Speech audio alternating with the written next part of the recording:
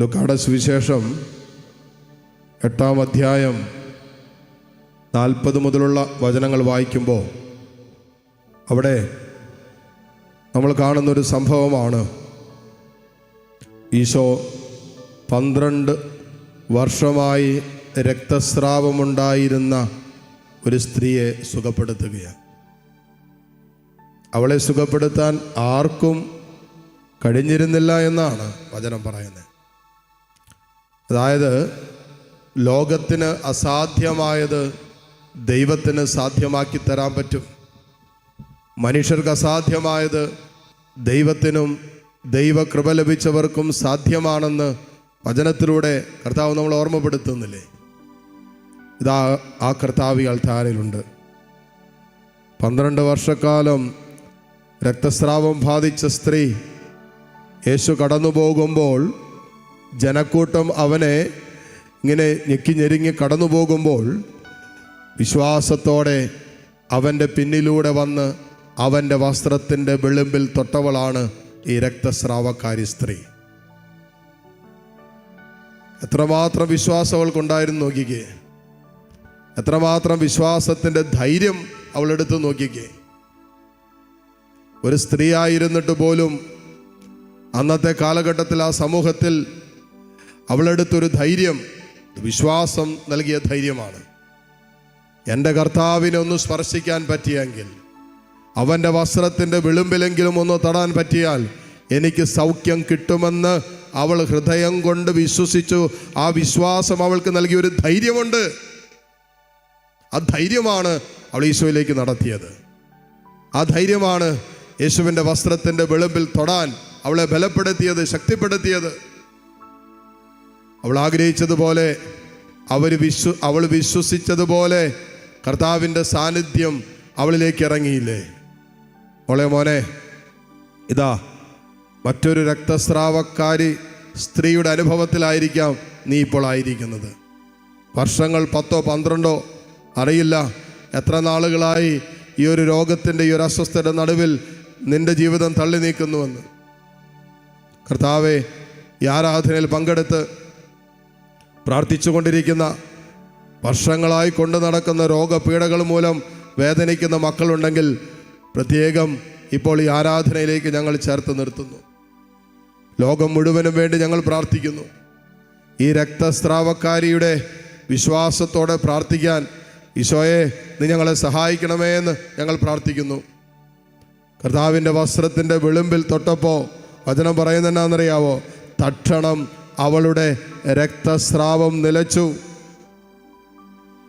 ആ നിമിഷം തന്നെ, കർത്താവിനെ തൊട്ട അതേ നിമിഷം തന്നെ അവളുടെ രോഗത്തിൽ നിന്ന് അവൾ വിമുക്തയായി എന്നാണ് വചനം പറയുന്നത്. അപ്പോൾ കർത്താവ് ചോദിച്ചു, ആരാണ് എന്നെ സ്പർശിച്ചത്? അപ്പോൾ പറഞ്ഞു, ഒത്തിരി പേര് തിക്കി കൂടുന്നുണ്ടല്ലോ, നിന്റെ ചുറ്റുമുണ്ടല്ലോ. ആരാണ് നിന്നെ സ്പർശിച്ചതെന്ന് ചോദിച്ചാൽ ഒത്തിരി പേരുടെ നടുവിലല്ലേ നീ നിൽക്കുന്നേ? അപ്പോൾ കർത്താവ് പറഞ്ഞു, ഇല്ല, ആരോ എന്നെ തൊട്ടു, എന്നിൽ നിന്നും ശക്തി പുറപ്പെട്ടിരിക്കുന്നു. മോനെ, ഇതാണ് വിശ്വാസം കൊണ്ട് നാം കർത്താവിനെ തൊടുമ്പോൾ സംഭവിക്കുന്നത്. വിശ്വാസത്തിൽ ഞാൻ കർത്താവിനെ സ്പർശിക്കുമ്പോൾ അവൻ്റെ ശരീരത്തോടും ജീവിതത്തോടും എൻ്റെ ജീവിതത്തെ ചേർത്ത് വയ്ക്കുമ്പോൾ സംഭവിക്കുന്നത് അവനിൽ നിന്നും ശക്തി പുറപ്പെട്ടുകൊണ്ടിരിക്കുകയാണ്. കർത്താവേ, നിൻ്റെ ശക്തി കൂടാതെ, നിൻ്റെ സാന്നിധ്യം കൂടാതെ മുന്നോട്ട് പോകാൻ പറ്റാതെ വിറങ്ങലിച്ചും വേദനിച്ചും നിൽക്കുന്ന മക്കളാണ് ഞങ്ങൾ. കർത്താവേ, നിൻ്റെ സാന്നിധ്യം നീ വെളിപ്പെടുത്തണമേ. നിൻ്റെ ശക്തിയുടെ സാന്നിധ്യം നീ വെളിപ്പെടുത്തണമേ. ഇതാ വിശ്വാസത്തോടെ തൊടുന്ന ദൈവമക്കളിലേക്ക് നിൻ്റെ സുഖപ്പെടുത്തുന്ന ശക്തി ഇപ്പോൾ കടന്നു ചെല്ലട്ടെ. എത്ര വർഷം പഴക്കമുള്ള രോഗങ്ങളാകട്ടെ, എത്ര നാളുകളായി ഈ രോഗവുമായി ബന്ധപ്പെട്ട് അസ്വസ്ഥരായിരിക്കുന്നുണ്ടോ, തമ്പുരാനെ, ഇപ്പോൾ ഈ മക്കൾ വിശ്വാസത്തിൽ ആ ധൈര്യമെടുത്ത് നിന്നെ സ്പർശിക്കാനുള്ള കരുത്തെടുത്ത് പ്രാർത്ഥിച്ചു കൊണ്ടിരിക്കുന്ന വിഷയങ്ങളെ യേശുവേ നീ കാണണമേ എന്ന് പ്രാർത്ഥിക്കുന്നു. വല്ലാതെ സങ്കടപ്പെട്ട് നിൽക്കുന്ന മക്കൾ ഇതിനകത്തുണ്ട്. വല്ലാതെ ഭാരം വഹിച്ച് തളർന്നു നിൽക്കുന്ന മക്കൾ ഇതിനകത്തുണ്ട്. സ്വകാര്യ ജീവിതത്തിന് ഒത്തിരി സങ്കടങ്ങളും വേദനകളും ദുഃഖങ്ങളുമായി നിന്നെ വിളിക്കുന്ന മക്കൾ ഇതിനകത്തുണ്ട്. കർത്താവേ, ലോകത്തിൻ്റെ പല കോണുകളിലിരുന്ന്, വിദൂരത്തും വിദേശ രാജ്യങ്ങളിലും ഇരുന്ന് ഈ ആലയത്തോട് ചേർന്ന് പ്രാർത്ഥിച്ചു കൊണ്ടിരിക്കുന്ന നിരവധിയായ മക്കൾ, ജോലിയില്ലാതെ വേദനിക്കുന്നവർ ഇതിനകത്തുണ്ട്, കുഞ്ഞുങ്ങളില്ലാത്ത ദമ്പതിമാർ ഇതിനകത്തുണ്ട്, മക്കളെ ഓർത്ത് വേദനിക്കുകയും കണ്ണുനീര് കുടിക്കുകയും ചെയ്യുന്ന മക്കൾ, മാതാപിതാക്കൾ ഇതിനകത്തുണ്ട്. ഈശോയെ, പഠന മേഖലകൾ പാതി വഴിക്ക് ഉപേക്ഷിക്കേണ്ടി വന്ന മക്കൾ, ജീവിതത്തിൻ്റെ വല്ലാത്ത സങ്കടങ്ങളുടെ സംഘർഷങ്ങളുടെ അനുഭവത്തിലായിരിക്കുന്നവർ, തീരുമാനങ്ങൾ എടുക്കാൻ പറ്റാത്ത രീതിയിൽ ചില ജീവിതത്തിൻ്റെ നാൽക്കവലകളിൽ വിറങ്ങലിച്ച് നിൽക്കുന്ന മക്കൾ ഇതിനകത്തുണ്ട്. ഈശോയെ, ഈശോയെ, നീ ഇവരെ സ്പർശിക്കണമേ. ഇതാ നിന്നെ തൊടാനുള്ള ആഗ്രഹം നീ മാനിക്കണമേ. നിന്നിൽ നിന്നും ശക്തി പുറപ്പെടുന്ന സമയമായി തമ്പുരാൻ ഇത് മാറട്ടെ എന്ന് പ്രാർത്ഥിക്കുന്നു. അത്ഭുത സൗഖ്യങ്ങൾ ഇപ്പോൾ ഈ കൂട്ടായ്മയിൽ സംഭവിക്കട്ടെ. അത്ഭുത വിടുതലുകൾ ഈ കൂട്ടായ്മയിൽ സംഭവിക്കട്ടെ. അത്ഭുതകരമായ ദൈവ സാന്നിധ്യത്തിൻ്റെ സാക്ഷ്യങ്ങൾ ഈ കൂട്ടായ്മയിൽ ഉണ്ടാകട്ടെ. കരങ്ങൾ 2 ദിവസത്തിലേക്ക് ഉയർത്തിപ്പിടിക്കാം. മക്കളെ, ഇതാ കർത്താവിൻ്റെ സാന്നിധ്യ ശക്തി, ജീവിക്കുന്ന ദൈവത്തിൻ്റെ ശക്തി നിന്നിലേക്ക് പ്രവഹിക്കുന്ന സമയമാണ്, കുത്തിയൊഴുകുന്ന സമയമാണ്. ജോർദാൻ നദി കുലം കുത്തി ഒഴുകിയെന്ന് പറയാം. അതുപോലെ ഇതാ സ്വർഗത്തിൻ്റെ സാന്നിധ്യം, ദൈവ സാന്നിധ്യം ഇതാ നിന്നിലേക്ക് പ്രവഹിക്കുന്ന സമയമാണ്. വിശ്വാസത്തോടെ ഒന്ന് തൊട്ടേ, ചങ്ക് തുറന്ന് ഹൃദയം തുറന്ന് ദൈവമേ എന്നൊന്ന് വിളിച്ച്, ഈശോയെ നീ എന്നെ തൊടണമേ എന്നൊന്ന് പറഞ്ഞ്, ദൈവമേ എൻ്റെ മകനെ, എൻ്റെ മകളെ, എൻ്റെ ജീവിത പങ്കാളിയെ, എൻ്റെ കുടുംബത്തെ, ഇപ്പോൾ കടന്നു പോകുന്ന സമാധാനമില്ലാത്ത കുടുംബത്തിൻ്റെ അവസ്ഥയെ, അന്തരീക്ഷത്തെ ദൈവമേ നീ തൊടണമേ. കർത്താവേ, നിൻ്റെ വലതുകരം നീട്ടണമേ. ഇതാ നിൻ്റെ സന്നിധിയിലേക്ക് നീട്ടിപ്പിടിച്ചിരിക്കുന്ന ഈ കരങ്ങളിലൂടെ നിൻ്റെ സാന്നിധ്യം ഇറങ്ങട്ടെ. ഈ അൾത്താരയിൽ വെളിപ്പെട്ടുകൊണ്ടിരിക്കുന്ന സ്വർഗീയ സാന്നിധ്യം യേശുവേ ഈ മക്കളുടെ കരങ്ങളിലൂടെ ഈ കുടുംബങ്ങളിലേക്ക് ഒഴുകിയിറങ്ങട്ടെ. ഇവിടെ നിയോഗങ്ങളിലേക്ക് വർഷിക്കപ്പെടട്ടെ.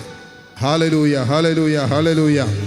ഇരുകരങ്ങളും ഉയർത്തി ഏതാനും നിമിഷം കർത്താവിനെ സ്തുതിക്കട്ടെ. ഹല്ലേലൂയ, ഹല്ലേലൂയ, ഹല്ലേലൂയ.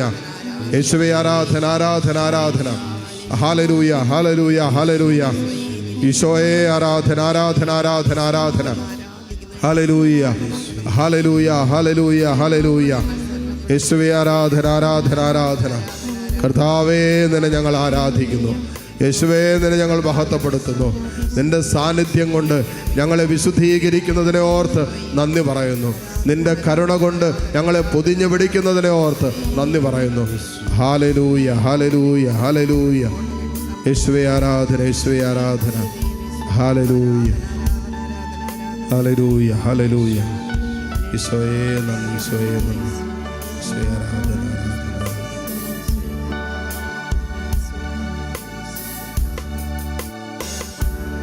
അർഹിക്കാത്ത നന്മകളും കരങ്ങൾ കൂപ്പി എനിക്കേകിടും ദയാനിധി.